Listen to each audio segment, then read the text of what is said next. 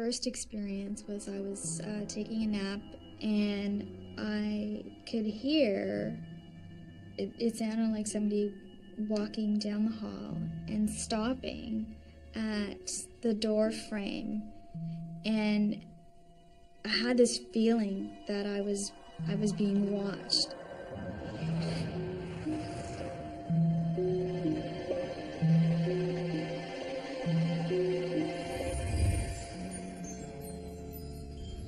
He just slowly turned his head towards me, gave me that look that you knew, how dare you, and kind of like got up and just vanished into the air.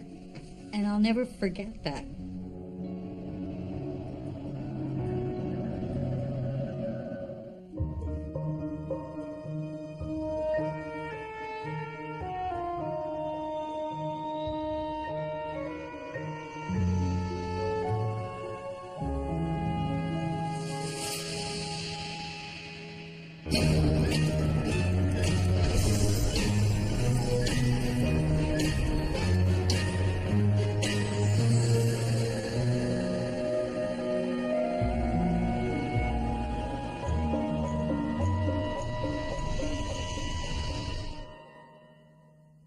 I think with anybody, when you lose somebody that you love, you're always looking for that sign, that message, like send me something to let me know that you're okay or that you're still there.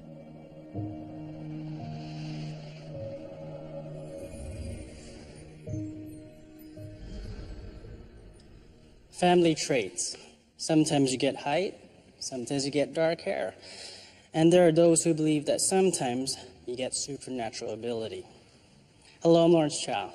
Today on Ghostly Encounters, we'll look at how a family history of openness to the supernatural can make someone more receptive to the possibility of seeing ghosts.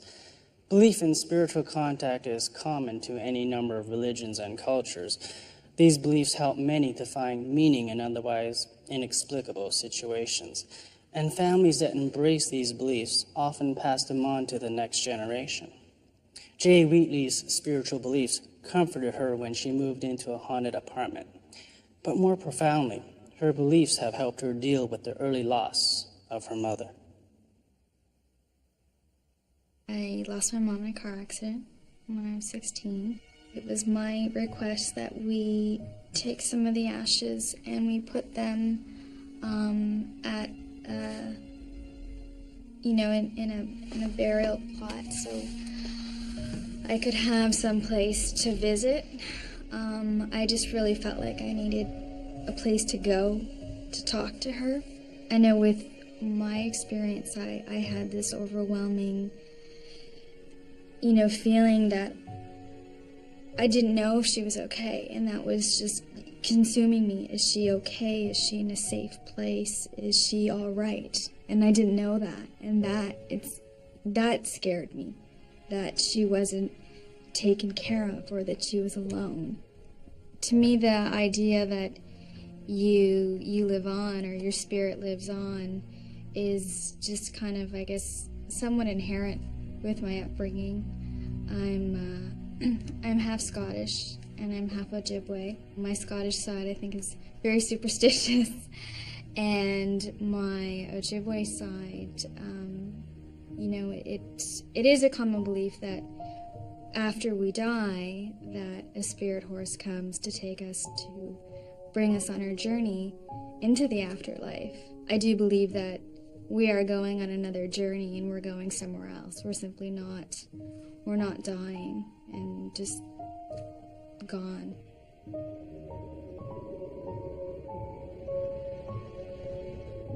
My great-grandmother was a white witch. My father had told me stories about her when I was growing up. She had really great power, so when she would tell people not to go somewhere or not to do something, people wouldn't even question her because they believed that what she was saying would happen or would come true. Our community is on an island, and every so many years, it's not on a certain date, and it doesn't happen all the time, but there's a light that goes across the island,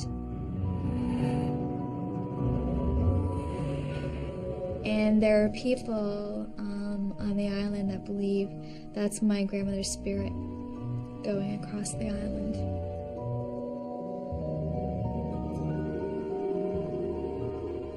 In September of 2000, I moved into a house. It was actually an old house, 80 years old. I moved in with my boyfriend, and I started hearing noises.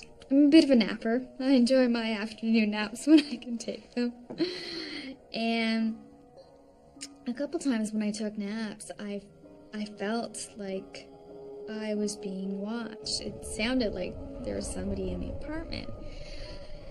And then this feeling just started getting stronger and stronger. I would be in my bed, I'd, either just be dozing off or actually asleep, and awake to the feeling like I'm being watched. And most often when you feel like you're being watched, you normally are being watched. It sounded like somebody walking down the hall and stopping at the door frame.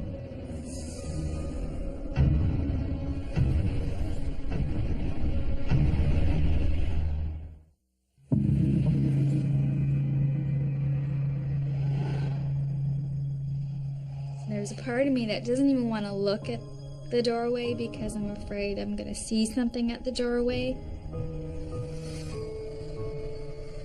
You're in bed feeling like, oh my God, there's someone in the house with me. What do I do?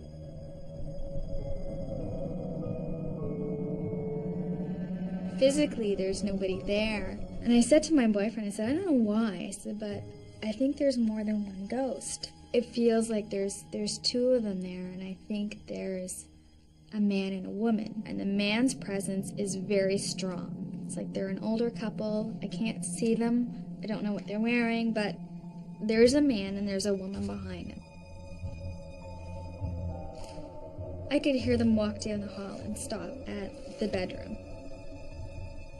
I almost felt paralyzed in bed because I wanted to get out of bed. I wanted to get out the room, but I thought if they're there and they're in the door frame, does that mean I'm going to walk through them?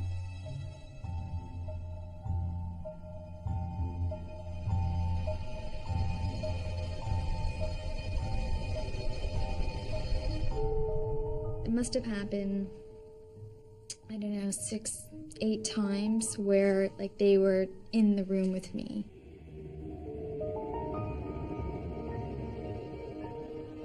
My mom is still here. My mom is still with me, I believe. Her spirit is strong. I definitely feel her spirit. And at one point, I actually, I called my mom. I don't know that she had any pull with the situation or she could have done anything, but eventually what I did is I spoke with the ghosts and I told them who I was and that I was now living in this house and that I wasn't there to cause them any harm and that I would appreciate it if they would stop coming in the room because they were kind of scaring me. And after I had this talk with them, they stopped coming in the room. I could hear them in the hall. Sometimes I could hear them in the living room, in the kitchen, very faintly, but they just kind of stopped. This apartment, I actually I got through a friend of a friend. My friends, Shaman Zoe, told me that Annette had a place that she was leaving, and they asked me how the apartment was, and my friend Shama said to me, have you had any problems with ghosts? And my jaw just about hit the floor, and I'm like, did you just say ghost? As in plural, more than one ghost? And she said yes. And I looked at my boyfriend and I smacked his arm like, you see, I told you there was ghosts there. And I said, how did you know? And why didn't you tell me? And she said that Annette had talked about the ghost many times. She's like complained about her ghost. With her experience, she actually woke up and saw them. She was asleep and I guess got the feeling like there's somebody in the room and just sat up, and she saw a man and a woman. She screamed, and when she screamed, they just vanished. She actually wound up doing the same thing that I did, and that she finally talked to them, and they went away. One time I was sleeping, and I was in a dead sleep. All of a sudden, I woke up, and when I woke up, I mean, it was very abruptly. I just bolted, sat right up, eyes wide open.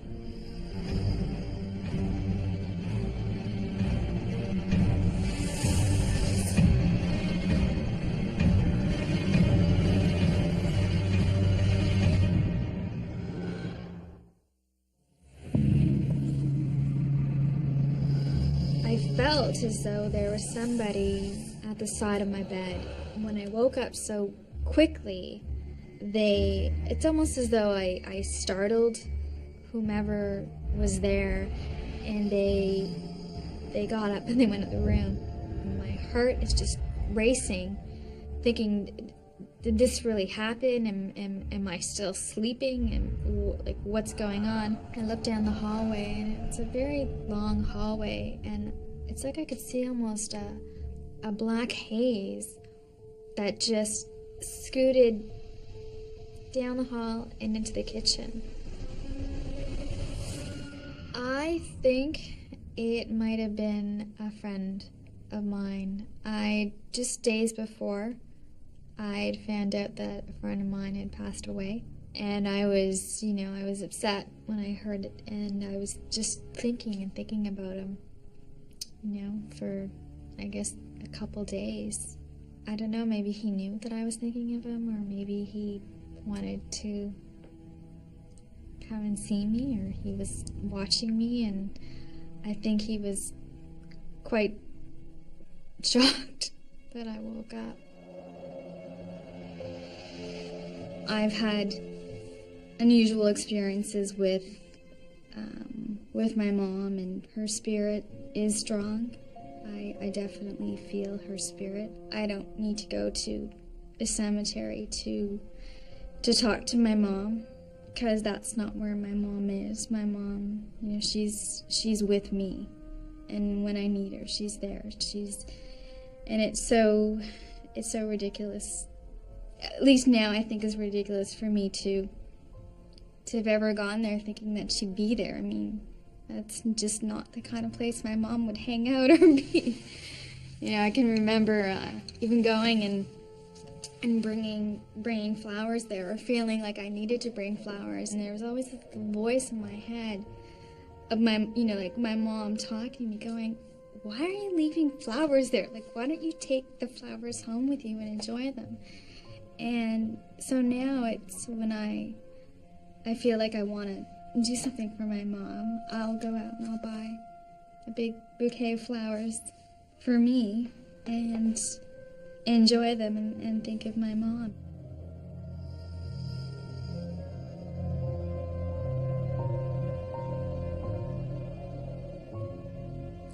Jay shows a remarkable openness to what she considers a very active spiritual world.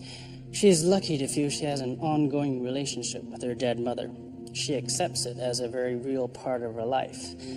This may be partly due to her family heritage. She's Scottish and Ojibwa, and both cultures are open to the supernatural.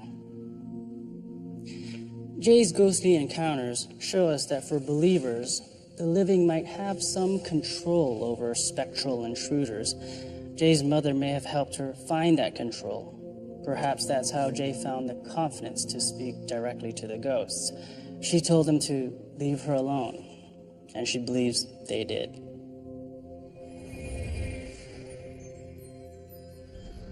It was around 6 37 o'clock. And I remember I had to grab something from the kitchen in the basement. And I'm just walking down, and I don't know why I did it. I never do it. I just turned to the right. Not too many feet away, there's a sofa that we have. And as I looked towards the sofa, there was a gentleman. At that time, I didn't know who it was, sitting on the sofa in a black top hat and a black suit.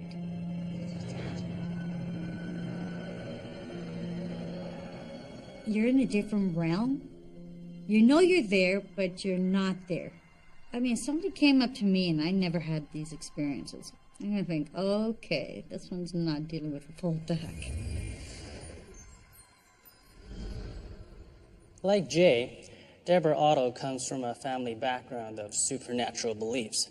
Deborah's close-knit Portuguese family helped prepare her for an active belief in the spiritual world. Yet when Deborah finally had the personal encounter she'd longed for, she was caught off guard. The event raised as many questions as it answered, but it also deepened her belief in God and in a spiritual universe. The Portuguese people in general are into the unknown, the supernatural. We always heard stories about my aunts and my uncles who were always into spiritualism, and we were always fascinated, but myself as a child was very fascinated. And my mom would always tell some different stories, how she had out-of-body experience, and I used to think, wow, I wish I could get something like that. And she could tell you things that you've done without even being there, so she kind of had like a premonition. You were always cautious not to do something bad. Because she could always tell when you did it, or she knew who did it. Like, you couldn't lie to her. I always used to be envious. Like, how come they get to see something, or how come they get to feel something, and I don't? And then as you grow up, and then it does happen to you, I'm kind of glad it did happen the way it did, because I don't think I would be able to understand it or know what to do as a kid. It was July. I'm not sure what day, but I just remember it being a beautiful summer day. And my whole family had gone to the conference at the church. And I decided I'm going to cook because I love to cook. And I was going to have everything ready for when they came home. And I remember I had to grab something from the kitchen in the basement. So as I'm just walking down from one kitchen to the other kitchen,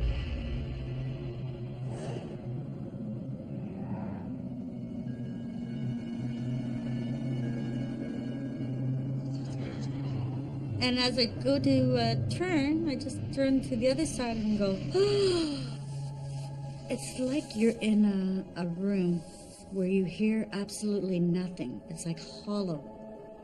And you're frozen, and you can't move. Just the two of you. And there's no one else. There's no one else in the world. It's just the two of you. And you're in that realm where you can't move, and he's just watching you. He gave me a look like somebody who's disgusted with somebody. Like, how dare I intrude in his space? I think that's what I remember the most, because it was like, how dare you come down here and disturb me? It's like I was bothering him for something he was about to do. It's like I really came into his territory, unwanted. And then once he vanished, then I was able to move. I was able to go, whew, is this for real? Did I just imagine this or what?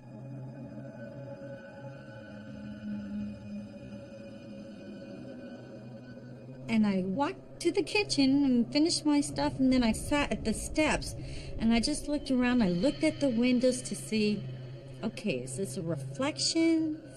Is this my imagination? Did I really see this? I was actually trying to figure out if this was just something my eyes wanted to see or is really happening. And then it slowly hits you. It's like you get that initial shock, and then it slowly comes, oh my God, this was more than what you thought it was. The next day, at the exact time that I figured, I went to see if any shadows were coming through or any light was coming through, and it was just impossible. There was just no way, and then I had come to the realization, no, you actually saw this. And there's a reason, and so you might as well tell them. So that's when I told the family. My mother-in-law she automatically went, oh my God, this is not a good sign. Immediately the next day, we're like, remove the sofa. They didn't want the sofa in the house anymore. Then my mother-in-law would just pray in the rooms to make sure nothing would ever come back. I had no idea who it was. I absolutely had no idea, and that's why I wasn't scared. But once my brother-in-law told me it sounds like an undertaker, then I thought, oh, that's not good. And I thought, well, if I'm seeing it, it can't be for me. So I just thought like an angel of death. So it's given me a forewarning of something. And at that time, nobody even had an inkling that my father-in-law was dying from stomach cancer. We had no idea. Never showed any signs or symptoms whatsoever. He had a tough exterior, but a soft interior. What you see is what you get with him. Comes from South Africa with a very religious background. He was a minister here in Toronto who was transferred from South Africa to Toronto 30-some years ago. He would minister in Toronto in one of the churches in Scarborough on the suburbs. He used to build back in South Africa. He used to buy land and sell, and build homes on them. He always lived the way that he taught us to live. Be straight, be honest. When he was diagnosed with cancer, I asked my cook. She deals with this kind of spiritualism, and she had a friend who was a doctor in this. I asked her, call her up and ask her, what does she think? Will he pass away from this, or is there any hope at the end of the tunnel? This lady in Portugal has no idea who my father-in-law is, never met him. We didn't send a picture, absolutely nothing. And she returned with a message saying he was a minister and he was supposed to die a year earlier. But through some divine intervention, he was spared a year.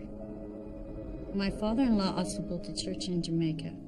And when he had gone to Jamaica, that same year that I saw that ghost, he was knifed in a bus by 3 guys. Going to the bank one day, banking the church's money. They cut his pouch and they cut his neck underneath the chin. He survived that one. They just took his money and left. But if you put them all together, you make the connections. Because this lady in Portugal who doesn't know my father-in-law says he was supposed to die a year earlier. I see the undertaker that year, and then by some intervention of grace, he gets a year extra, and then a year later he passes away.